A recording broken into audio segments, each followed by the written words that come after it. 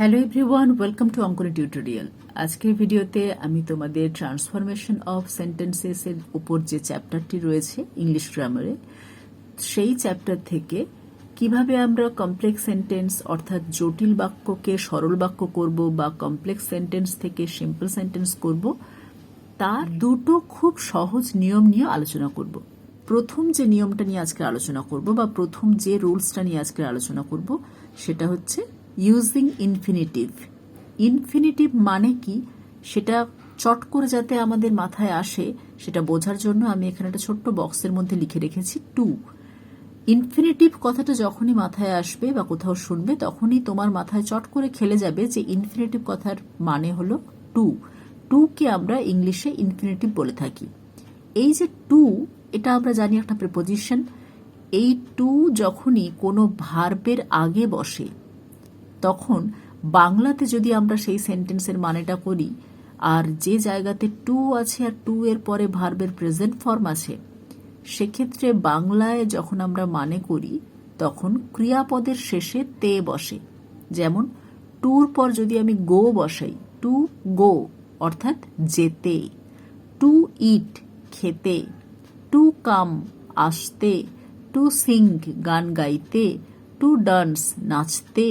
মানে ইংলিশে আমরা টুটাকে ভার্বের আগে লিখে থাকি আর বাংলায় আমরা ক্রিয়াপদের শেষে টু এর বাংলা তে এই কথাটি বসিয়ে থাকি। ইনফিনিটিভ টু ব্যবহার করে আমরা যখন কমপ্লেক্স সেন্টেন্সকে সিম্পল সেন্টেন্স করব তখন দুটো জিনিস মাথায় রাখতে হবে। প্রথমত, যে সেন্টেন্সগুলো দেওয়া থাকবে আমাকে দেখে নিতে হবে যে সেই সেন্টেন্সগুলোর মধ্যে টু আছে কিনা। এখানে যেমন দুটো সেন্টেন্স দেওয়া আছে, আই হ্যাভ আ কার, আমার একটা গাড়ি আছে, আই ওয়ান্ট আমি চাই, to sell it, to sell মানে বিক্রি করতে, ইট মানে এটা। এই এটা মানে কোনটা? ইট কথার মধ্য দিয়ে কাকে বোঝানোর চেষ্টা করা হয়েছে? কারকে। মনে রাখবে, যখন আমরা সিম্পল সেন্টেন্স করছি বা করতে চলেছি তখন আমাদের একই ওয়ার্ডকে বারবার রিপিট করা চলবে না, যেহেতু এটা সিম্পল সেন্টেন্স। এই যে প্রথম যে সেন্টেন্সটা আমরা পাচ্ছি সেখানে দেখো এ কার, যেটা সেকেন্ড সেন্টেন্সের ইট মানেই কিন্তু ওই কারটাকেই বোঝানো হচ্ছে। তাই সেকেন্ড সেন্টেন্সের ইটটা আমরা না লেখারই চেষ্টা করব। এইবার কথা হলো, যখন দুটো সেন্টেন্স দেওয়া থাকবে আর ব্র্যাকেটে লেখা থাকবে পরীক্ষার সময় যে join into a simple sentence, মানে এই দুটোকে জয়েন করো, জুড়ে দাও, যোগ করো এবং একটা সিম্পল সেন্টেন্স বানাও, তখন তোমার প্রথম কাজ হবে দুটো সেন্টেন্সের মধ্যে কি কোথাও টু আছে সেটা আগে খুঁজে বের করা। দেখো এখানে সেকেন্ড সেন্টেন্সটাতে টু আছে, তখন আমার প্রথম কাজ হবে প্রথম সেন্টেন্সটা পুরো লেখার পর সেকেন্ড সেন্টেন্সের টু থেকে বাকি অংশটা লিখে দিতে হবে এবং সবার শেষে অর্থাৎ পুরো সেন্টেন্সটা লেখার পর লাস্টে ফুল স্টপ দিতে হবে। সেটা লেখার সময় একটা কথা মাথায় রাখতে হবে যে ওয়ার্ডগুলো আমি বসাচ্ছি টু এর পরে সেই ওয়ার্ডগুলোর মধ্যে এমন কি কোনো ওয়ার্ড লিখে ফেলছি যেটা আগে একবার লিখেছি, অর্থাৎ রিপিট করছি। যেমন ধরো আমি যদি লিখি I have a car to sell it, তাহলে এই এ কার আর ইট দুটোই কিন্তু একই জিনিস, মানে গাড়িকেই আমি সেকেন্ড সেন্টেন্সে ইট প্রোনাউনটা দিয়ে বোঝানোর চেষ্টা করেছি। তাহলে গাড়ি আর ইট যেহেতু একই জিনিস, তাই আমরা ইটটা লিখবো না, এই জিনিসটা রিপিট করব না। তখন আমাদের সেন্টেন্স কি হবে? আই হ্যাভ আ কার, অর্থাৎ যে সেন্টেন্সে টু নেই সেই সেন্টেন্সটা আগে লেখার পর নিচের সেন্টেন্সের টু যেখান থেকে আছে সেই টু এর পর ভার্বের প্রেজেন্ট ফর্ম ওই অংশটা লিখব। ইটটা আর দেব না, কারণ ওটা আবার একবার এ কারটাকেই রেফার করবে, সে কারণে ওটা রিপিট হতে দেব না। তাহলে I have a car to sell, অর্থাৎ আমার একটা গাড়ি আছে, টু সেল মানে বিক্রি করতে। এবার চলে আসি নেক্সট সেন্টেন্স। এখানে আমি বেশ কয়েকটা এক্সাম্পল দিয়ে রেখেছি যাতে তোমাদেরকে খুব কম সময়ের মধ্যে বুঝিয়ে দিতে পারি। দেখো, আই হ্যাভ কাম হিয়ার, আমি এসেছি এখানে। নেক্সট সেন্টেন্স আছে আই ওয়ান্ট, আমি চাই, টু নো জানতে, দ্য ম্যাটার বিষয়টা। এবার দুটো সেন্টেন্সের মধ্যে টু আছে কিনা আগে দেখতে হবে। পরীক্ষায় অনেকভাবে ব্র্যাকেটের মধ্যে লেখা থাকতে পারে যে কি করতে হবে। কোথাও হয়তো লেখা থাকবে join into a simple sentence, simple সেন্টেন্সে জয়েন করো। কোথাও হয়তো বলা থাকবে make it a simple sentence. মানে যদি একটা কমপ্লেক্স সেন্টেন্স বা জটিল বাক্য দেওয়া থাকে তখন ব্র্যাকেটের মধ্যে লেখা থাকবে make it a simple sentence, এটাকে একটা সিম্পল সেন্টেন্স করো। এরকম অনেকভাবেই ব্র্যাকেটের মধ্যে কোয়েশ্চেন থাকতে পারে। যাই থাকুক না কেন, সিম্পল সেন্টেন্স করতে হবে সেটা যদি বলা থাকে তখন আমাদের খুব ভালোভাবে দেখতে হবে যে সেন্টেন্সগুলোর মধ্যে কোথাও কি টু আছে। দেখো এখানে সেকেন্ড সেন্টেন্সে টু আছে, তখন আমাকে কি করতে হবে, আবার সেই আগের মতো প্রথম বাক্যটা লেখার পর টু থেকে বাকিটা লিখবো এবং খেয়াল রাখবো যে কোনো ওয়ার্ড যেন রিপিট না হয়। তাহলে I have come here to know the matter. দেখো আগের সেন্টেন্সে কোথাও দ্য ম্যাটার নেই, তাই দ্য ম্যাটারটা একবারই বসে গেল, কোনো ওয়ার্ড কিন্তু আমার এই সেন্টেন্সে রিপিট হয়নি। তাহলে আমি এসেছি এখানে টু নো মানে জানতে, দ্য ম্যাটার মানে বিষয়টা হয়ে গেল। এবার আমরা নেক্সট এক্সাম্পলটা দেখে নিই। এখানে আছে you have a large family, তোমার আছে একটা বড় পরিবার। You have to maintain it, তোমাকে মেনটেন করতে হবে এটা। এটা মানে কোনটা, এই ফ্যামিলিটা।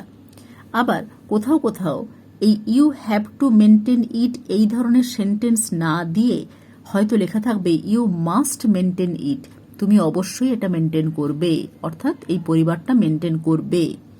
এবার দেখো এতক্ষণ আমরা দেখলাম যে যদি দুটো সেন্টেন্সের মধ্যে কোনো একটা সেন্টেন্সে টু থাকে কি করতে হয় সেটা বুঝে গেলাম, কিন্তু যদি ধরে নাও এই ধরনের সেন্টেন্স থাকে যে ইউ মাস্ট মেনটেন ইট, তখন কি করবে, মানে দুটো সেন্টেন্সের কোনোটাতেই তুমি দেখলে যে টু নেই, তখন আমরা কিভাবে ইনফিনিটিভ ইউজ করব।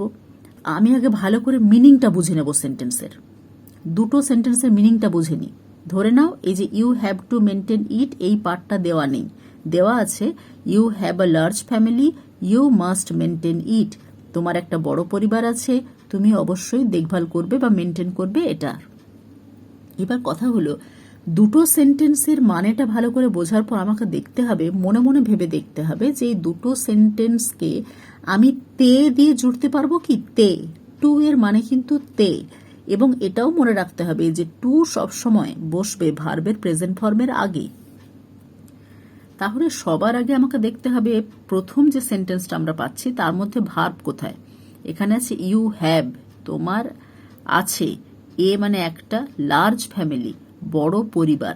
দেখো এখানে এমন কোনো ওয়ার্ড নেই যেটা ভার্ব, ভালো করে লক্ষ্য করো এখানে কিন্তু কোনো ভার্ব নেই, মানে কোনো কাজ করা বোঝাচ্ছে না, যেমন ইট, ডান্স এই ধরনের কোনো ভার্ব কিন্তু এখানে নেই, তাই তো। তার মানে প্রথম সেন্টেন্সে আমরা ভার্ব পেলাম না। এখানে যদিও একটা হ্যাভ ভার্ব রয়েছে কিন্তু এটাকে আমরা অ্যাকশন ভার্ব তো ধরতে পারি না, মানে কোনো কাজ বোঝাচ্ছে এরকম তো ভার্ব আমরা ধরতে পারি না। এবার আমরা চলে আসি সেকেন্ড সেন্টেন্সে, ইউ মাস্ট মেনটেন ইট, তুমি অবশ্যই মেনটেন করবে এটা। এই বাক্যের মধ্যে ভার্ব কোনটা, মেনটেইন, তাই তো, কোনো কিছু মেনটেন করা, দেখভাল করা, ঠিকঠাক প্রপার যত্ন করা সেটা। তাহলে এই সেন্টেন্সের মধ্যে আমরা ভার্ব পেলাম, আর আমি কি বললাম টু কার আগে বসে, ভার্বের প্রেজেন্ট ফর্মের আগে। তাহলে আমাকে মনে মনে ভেবে নিতে হবে প্রথম বাক্যটা লেখার পর যদি আমি টু বসাই, টু লিখে তারপরে মেনটেন কথাটা দিই তাহলে কেমন হয়, মানেটা দেখি। You have a large family, তোমার আছে একটা পুরো বড় পরিবার, লার্জ ফ্যামিলি মানে তোমার আছে একটা বড় পরিবার, টু মেনটেইন মানে মেনটেন করতে। তাহলে দেখো আমি ভার্ব পেয়ে গেলাম সেকেন্ড সেন্টেন্সে এবং তার আগে টু বসিয়ে দিলাম, ইটটা আর লিখলাম না কারণ ইট মানেই তো লার্জ ফ্যামিলিকেই বোঝাচ্ছে। তাহলে পুরো আনসারটা কি হবে, তোমার আছে একটা বড় পরিবার, টু মেনটেন মানে দেখভাল করতে বা দেখাশোনা করতে বা মেনটেন করতে। ঠিক আছে, এবার আমরা নেক্সট এক্সাম্পল দেখি। তাহলে সবসময় মনে রাখবে যখন দুটো সেন্টেন্সের কোনোটার মধ্যেই তুমি বি ভার্ব, কোনোটার মধ্যেই তুমি ইনফিনিটিভ টু দেখতে পাচ্ছ না, তখন ভালো করে খুঁজে দেখবে যে দুটো সেন্টেন্সের মধ্যে ভার্ব কোথায় আছে এবং সেই ভার্বের আগে যদি তুমি টু বসাও আর মনে মনে পুরো সেন্টেন্সের মিনিংটা করে দেখবে যে তাতে করে কি ঠিকঠাকভাবে দুটোকে জয়েন করা যাচ্ছে। কারণ সবসময় একটা কথা মনে রাখবে, ভার্বের প্রেজেন্ট ফর্মের আগেই তোমাকে টু বসাতে হবে। এইটা মাথায় রাখলে অনেক কম সময়ের মধ্যে তুমি বুঝতে পেরে যাবে যে কোথায় তোমাকে টু বসাতে হবে, ভার্বটা কোথায় আছে। ঠিক আছে, এবার next example, Ram has 3 sons, রামের আছে 3টে ছেলে। হি মাস্ট এডুকেট দেম, সে অবশ্যই তাদেরকে শিক্ষিত করবে। তাই তো? তাহলে এই প্রথম সেন্টেন্সের মধ্যে কোনো অ্যাকশন ভার্ব নেই, মানে কোনো অ্যাকশন ভার্ব মানে কাজ করার মতো কোনো ভার্ব নেই। দেখো রাম সাবজেক্ট আছে, হ্যাজ আছে বি ভার্ব, 3 সন্স 3 ছেলে। তাহলে এই সেন্টেন্সে আমি সেরকম কোনো প্রপার ভার্ব পেলাম না। তাহলে এরপরে আছে হি মাস্ট এডুকেট দেম। এই সেন্টেন্সের মধ্যে এই যে এডুকেট মানে শিক্ষা দেওয়া, শিক্ষিত করা, তাহলে এটা একটা ভার্ব। তাহলে এই ভার্বের আগে যদি আমি টু বসাই কি হয়? Ram has 3 sons to educate. আর এই দেমটা দেব না, দেম মানেই তো ওই 3 ছেলেকে বোঝাচ্ছে, তাহলে ওটা রিপিট করব না। রামের আছে 3টি ছেলে শিক্ষিত করতে, এই যে টু মানে তে, ঠিক আছে। এবার ইনফিনিটিভের ওপর লাস্ট যে এক্সাম্পলটা লিখে রেখেছি সেটা তোমাদের দেখাই। আই হ্যাভ বট আ বুক, আমি কিনেছি একটা বই। আই মাস্ট রিড ইট, আমি অবশ্যই পড়বো এটা। ডিউরিং মাই জার্নি, আমার যাত্রাপথের সময়কালে। ডিউরিং মানে সময়কালে। তাহলে দেখো এখানেও দুটো সেন্টেন্সের মধ্যে কোথাও তুমি টু লক্ষ্য করছো না, তাহলে আমাকে খুঁজে দেখতে হবে অ্যাকশন ভার্ব কোথায় আছে, এই যে রিড। আর এখানে দেখো আই হ্যাভ বট আ বুক, এখানেও আছে অ্যাকশন ভার্ব আছে, কিন্তু যখন তুমি দেখছো দুটোতেই ভার্ব রয়েছে তখন কোথায় বসাবো?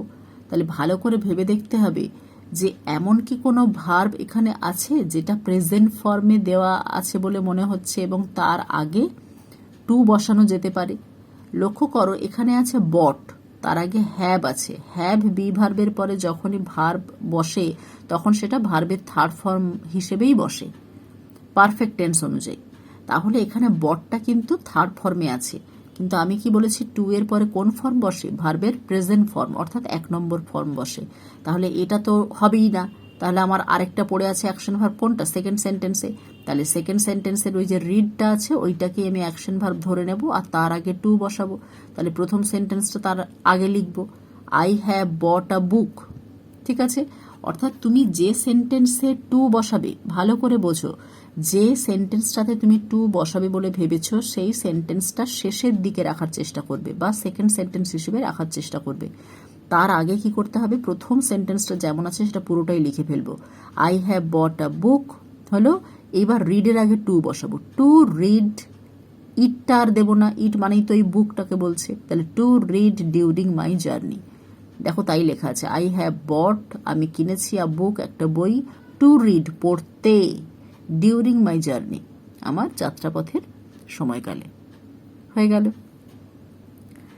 এইভাবে ইনফিনিটিভ টু এর ব্যবহার করে দুই বা তার বেশি সেন্টেন্সকে আমরা কি করে সিম্পল সেন্টেন্স করতে পারি সেটা তোমাদের কাছে, যার কাছে যে অথরেরই বই থাক না কেন, সেখান থেকে তোমরা এক্সারসাইজ থেকে প্র্যাকটিস করতে পারো এবং নিজেরা নিজেদের টেস্ট নাও যে তোমরা করতে পারছো কি না। প্রবলেম হলে আমাকে জানাতে পারো কমেন্ট সেকশনে লিখে, এবং যদি তোমাদের অন্য কোনো রকম হেল্প লাগে এই সমস্ত টপিকের ওপর আমাকে জানাতে পারো কমেন্টে। এবার আমরা নেক্সট যে রুলটা নিয়ে আজকে আলোচনা করব সেই রুলটা হলো নাউন ইন অ্যাপোজিশন। এটাও ভীষণ সহজ এবং তোমরা এখানে দেখতেই পাচ্ছ বক্সের মধ্যে একটা ছোট্ট কমা আছে, এটা আমি দিয়ে রেখেছি যাতে নাউন ইন অ্যাপোজিশন কথাটা মাথায় আসার সঙ্গে সঙ্গে এই কমাটাও তোমাদের মনের মধ্যে ভেসে ওঠে যে নাউন ইন অ্যাপোজিশন এই কথাটা অর্থ কি। যখন আমরা কোনো নিয়ম নিয়ে আলোচনা করি সবসময় তার টাইটেলটা বা তার হেডিংটাকে ভালো করে লক্ষ্য করতে হয়, কারণ প্রত্যেকটা নিয়মের যে হেডিংটা থাকে বা নামটা থাকে সেটাকে যদি আমরা ভালোভাবে একটু বিশ্লেষণ করে দেখি তাহলে তার মধ্যেই লুকিয়ে আছে যে কি করতে হবে, সেটা একটা হিন্টস লুকিয়ে আছে। এখানে বলা আছে নাউন ইন অ্যাপোজিশন। এই যে অ্যাপোজিশন কথার মানে কি? অর্থাৎ পাশাপাশি যথোপযুক্তভাবে বসানো, ঠিক আছে। এখানে কার পাশাপাশি বসাতে বলছে? নাউনের পাশাপাশি, অর্থাৎ সেন্টেন্সের মধ্যে নিশ্চয়ই কোথাও না কোথাও একটা নাম আছে, তারপর সেই নামটা সম্পর্কে আরো অনেক কিছু বলা আছে বারবার ধরে, তাহলে সেই নামের পাশাপাশি তোমাকে বসাতে হবে। এবার তুমি তো এমনি এমনি পাশাপাশি বসাতে পারবে না, তাহলে নিশ্চয়ই মাঝে একটা ছোট্ট কমা দিয়ে তোমাকে বসাতে হবে। তার গুণ সম্পর্কে বা তার সম্পর্কে আরো যা যা বলতে চাও সব কমা দিয়ে দিয়ে লিখতে হবে। এই নাউন ইন অ্যাপোজিশনের নিয়মটা ব্যবহার করেও আমরা একের বেশি সেন্টেন্সকে সিম্পল সেন্টেন্সে জয়েন করতে পারি। কিভাবে করব? স্টুডেন্টরা আমরা চট করে খুব সহজে মনে রাখবো কিভাবে সেটা তোমাদেরকে বলে দিই। প্রথমত দেখবে যে সেন্টেন্স কটা দেওয়া আছে এবং প্রত্যেকটা সেন্টেন্স পড়ে দেখবে তার মধ্যে কোন নাউন বা কোন নামটার ব্যাপারে বা কার সম্পর্কে বারবার বলা আছে। যেমন রাজা ইজ দ্য ফার্স্ট বয়, রাজা হলো প্রথম মানে স্থান অধিকারী ছেলে। তারপরে আছে he is a very good boy, সে হয় একজন খুব ভালো ছেলে। হি লাভস মি, সে আমাকে ভালোবাসে। তাহলে তিনটে সেন্টেন্সের মধ্যে আমি লক্ষ্য করছি যে কার কথা বারবার রিপিট আছে? রাজার কথা। প্রথম বাক্যের রাজা যে, সেকেন্ড বাক্যের হি, এই প্রোনাউনটার মধ্য দিয়ে সেই রাজাকেই বোঝানো হয়েছে, আর একদম শেষ বাক্যটাতে আবারও হি মানে ওই রাজাকেই বোঝানো হয়েছে। সেটা আমরা যখনই সেন্টেন্সগুলোর মানে করলাম তখনই বুঝতে পারলাম। এবার আমাকে কি করতে হবে? যে নাউনটার ব্যাপারে বারবার বলা আছে সেই নাউনটা লিখতে হবে। অর্থাৎ এখানে রাজা লিখলাম। এবার ঠিক তারপরে কমা দিতে হবে। এইখান থেকেই শুরু হচ্ছে, এই যে কমা দিলাম। এইবার একদম প্রথমে যে বাক্যটা পাচ্ছ, সব সময় মনে রাখবে বা খাতায় নোট করেও রাখতে পারো এই কথাগুলো যেগুলো আমি বলছি, যে প্রথম যে বাক্যটা পাচ্ছ সেই বাক্যে যদি কোনো বি ভার্ব থাকে, সেই বি ভার্বটা না লিখে বাকি ওই বাক্যের মধ্যে থাকা শব্দগুলো লিখে দেব। অর্থাৎ ফার্স্ট সেন্টেন্সের মধ্যে যদি কোনো বি ভার্ব বা অক্সিলারি ভার্ব থাকে সেই পার্টটা মানে সেই অংশটুকু শুধু বাদ দিয়ে দেব, তার জায়গাতে কমা দেব। বি ভার্বের জায়গায় কমা দিলাম, বি ভার্বটা তুলে দিলাম। তারপরে রাজার সম্পর্কে বাকি অংশটা লিখলাম যে দ্য ফার্স্ট বয়, প্রথম ছেলে হলো। এবার যেখানে প্রথম বাক্য শেষ হচ্ছে সেখানে আবার কমা পড়বে, ফুল স্টপ হবে একদম লাস্টে, কিন্তু এর মাঝে মাঝে যেখানে যেখানে সেন্টেন্স শেষ হবে কমা পড়বে। শুধু মনে রাখবে নাউন ইন অ্যাপোজিশন করার নিয়ম হলো প্রথম বাক্যে যদি কোনো বি ভার্ব থাকে একমাত্র সেই বি ভার্বটা লেখা যাবে না, কিন্তু পরের বাক্য থেকে যত বাক্য আসুক না কেন তাতে যদি বি ভার্ব থাকে সাবজেক্টের পরে, তাহলে সেই বি ভার্ব থেকে বাকি পুরোটা লেখা যাবে, সেক্ষেত্রে আর সাবজেক্টটা লেখা যাবে না। অর্থাৎ রাজা লেখার পর কমা দিলাম, প্রথম বাক্যের বি ভার্বটা লিখবো না, বাকিটা লিখলাম। যেখানে বাক্য শেষ হচ্ছে সেখানে কমা দিলাম। তারপরের সেন্টেন্সটাতে শুধুমাত্র এই শুরুতে যে হি আছে, হি মানে যেহেতু রাজাকেই বোঝানো হচ্ছে তাই একই কথা যাতে বারবার রিপিট না হয় তাই হিটা দেব না, বাকি বি ভার্ব থেকে পুরোটা লিখব। সেকেন্ড সেন্টেন্স থেকে কিন্তু আমরা বি ভার্ব লিখতে পারি, যদি দেওয়া থাকে তবে লিখব, যদি না দেওয়া থাকে তাহলে আমি নিজের থেকে আনবো না।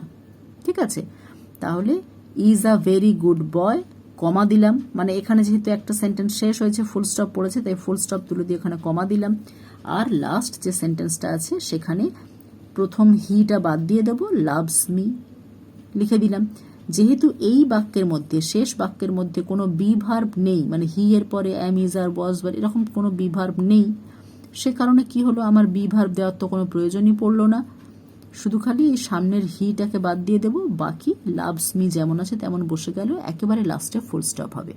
তাহলে এইভাবে নাউন এখানে কোনটা? রাজা, তার পাশাপাশি তার কোয়ালিটি, তার যাবতীয় যা কিছু ভালো নেচার মানে তার স্বভাব সব কিছু সম্পর্কে আমরা কমা দিয়ে দিয়ে ব্যাখ্যা করলাম। শুধু মনে রাখবে প্রথম যে বাক্যটা লিখবে সেই বাক্যে যদি কোনো বি ভার্ব থাকে সেই বি ভার্বটা লেখা চলবে না। হলো? এবার আমরা পরপর আর কয়েকটা দেখি।